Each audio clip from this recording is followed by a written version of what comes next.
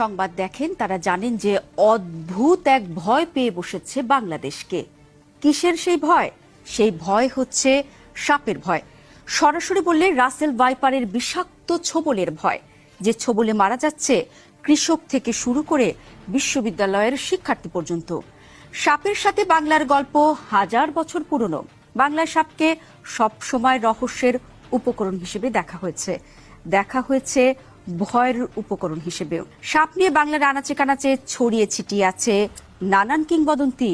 কোনো সাপ মানুষের রূপ নিয়ে সম্পর্কে জড়িয়ে মানুষের সাথে, কোনো সাপ আবার সর্বোচ্চ নিরাপত্তা বলয় ভেদ করে লক্ষিন্দরকে ছোবল দিয়ে পেয়ে গেছে পরম শক্তিশালীর তকমা। কিন্তু সাপকে ঘিরে বাংলার এবার যে বাস্তব আতঙ্কের শুরু, এমনটা আগে কখনো দেখা যায়নি। বলা হচ্ছিল সাপটি বিলুপ্ত হয়ে গেছে, কিন্তু বছর 10 ধরে বাংলাদেশে আবারও আলোচনায় সাপটি। অজগরের মতো দেখতে এই সাপটি শুধু আলোচনাতেই আসেনি, বরং দেশের বেশ কিছু এলাকার ঘুম পর্যন্ত কেড়ে নিয়েছে। এই সাপের কামড়ে মারা যাচ্ছে কৃষক থেকে বিশ্ববিদ্যালয়ের শিক্ষার্থী পর্যন্ত। আসলে ঘটনা তাই। কথা বলছি রাসেল ভাইপার নিয়ে। তবে বাংলায় একে চন্দ্র বোরা নামেই ডাকা হয় উলু বোরা নামেও। তবে সারা বিশ্বে এটিকে কিলিং মেশিন নামেও ডাকা হয়। বলা হচ্ছে বাংলাদেশে সে কয়েক ধরনের বিষাক্ত সাপ দেখতে পাওয়া যায়। রাসেল ভাইপার তাদের মধ্যে সবচেয়ে বিষাক্ত। ব্রিটিশ শাসনামলে ভারতে কাজ করতে এসেছিলেন স্কটিশ সার্জন প্যাট্রিক রাসেল। 1796 সালে তিনি এই সাপ সম্পর্কে গবেষণা করেন। পরে তার নাম অনুসারে এই সাপের নামকরণ করা হয়। বিশেষজ্ঞদের মতে রাসেল ভাইপার বাংলাদেশে আগে থেকে কম বেশি ছিল, কিন্তু বর্তমানে সাপটির প্রকোপ এতটাই বেড়েছে যে ঘুম হারাম সারা দেশের। পূর্বে সাপটি দেশের উত্তর পশ্চিমাঞ্চলেই দেখা যেত, তবে এখন উত্তর পশ্চিমাঞ্চল থেকে সাপটি ছড়িয়ে পড়েছে ঢাকার কাছের মানিকগঞ্জ থেকে উপকূলীয় অঞ্চল, বরিশাল, পটুয়াখালী, এমনকি চাঁদপুর পর্যন্ত। বিশেষজ্ঞরা বলছেন এটি পশ্চিমবঙ্গের বেশিরভাগ জেলায়, বিশেষ করে নদিয়া, বর্ধমান, উত্তর 24 পরগনা ও বাঁকুড়া জেলার গ্রাম অঞ্চলে বেশি পাওয়া যেত। বর্ষার সময় নদ নদীর পানির সাথে এই সাপের বহুল বিস্তৃতি ঘটেছে বাংলাদেশে। সম্প্রতি মানিকগঞ্জের চরাঞ্চলে সবচেয়ে বেশি আতঙ্ক ছড়াচ্ছে সাপটি, বিশেষ করে জেলার পদ্মার নিকটবর্তী হরিরামপুর উপজেলায়। বেশি আতঙ্কে আছেন এসব এলাকার কৃষকরা। বর্ষাকালে ঘন আগাছার মধ্যেই থাকে রাসেল ভাইপার বা চন্দ্রবোরা। সাপের আস্তানা, প্রিয় খাদ্য ইঁদুরের খোঁজে রাসেল ভাইপার আশ্রয় নেয় ফসলি জমিতে, বিশেষ করে ধান ও ভুট্টা খেতে। গ্রামের বহু কৃষক ও ক্ষেত মজুর খালি পায়ে হাঁটাচলা করেন। অসাবধানতাবশত তারাই দংশনের শিকার হচ্ছেন সবচেয়ে বেশি। নিয়মিত দংশনের খবর পাওয়া যাচ্ছে গণমাধ্যমেও। অবস্থা এমন যে কৃষকরা মাঠে ধান কাটতে যেতে পারছেন না, শুধুমাত্র সাপটির ভয়ে।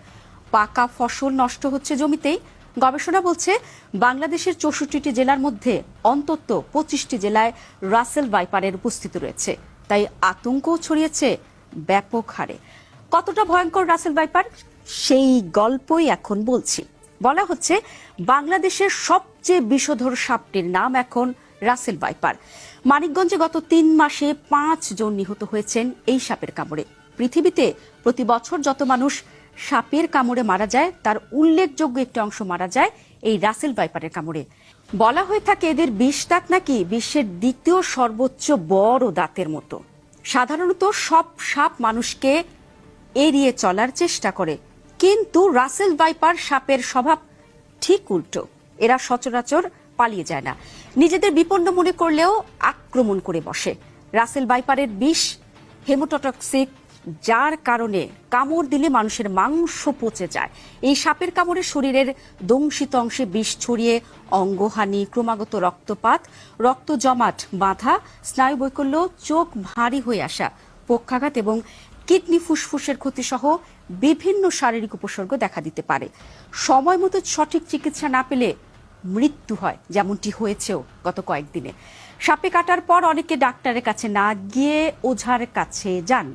এর ফলে রোগীর বেঁচে থাকার সম্ভাবনা কিন্তু একেবারেই কমে যায়। সাবধানতা, যেসব এলাকায় এই সাপের উপস্থিতি দেখা যাচ্ছে সেসব এলাকার কৃষকদের সাবধান থাকতেই হবে। জমিতে যাওয়ার আগে অবশ্যই বুট জাতীয় জুতো পরে নিতে হবে। এ সাপের প্রিয় খাবার কিন্তু ইঁদুর। ইঁদুর যেহেতু বাসা বাড়িতে থাকে, তাই ইঁদুরের পিছু নিয়ে সাপটি বাসা বাড়িতেও চলে আসতে পারে। তাই চোখ খোলা রাখতে হবে সব সময়। এতক্ষণ তো অনেক সাপের গল্প করলাম, কিন্তু সাপটি চিনবেন কিভাবে সে তথ্য এখন জানিয়ে দিতে চাই। রাসেল ভাইপার সাপের দেহ মোটা সোটা, লেজ ছোট সরু হয়ে থাকে, মাথা চ্যাপ্টা ত্রিকোণাকার, মাথার তুলনায় ঘাড় অনেকটাই সরু, শরীরের রং বাদামি, হলদে বাদামি অর্থাৎ কাঠ রঙের হওয়ায় শুকনো পাতার মধ্যে এই সাপ নিজেকে লুকিয়ে রাখতে পারে। সাপটির জিহবার রং বাদামি বা কালো, সারা গায়ে স্পষ্ট বড় গাঢ় বাদামি গোল গোল দাগ থাকে।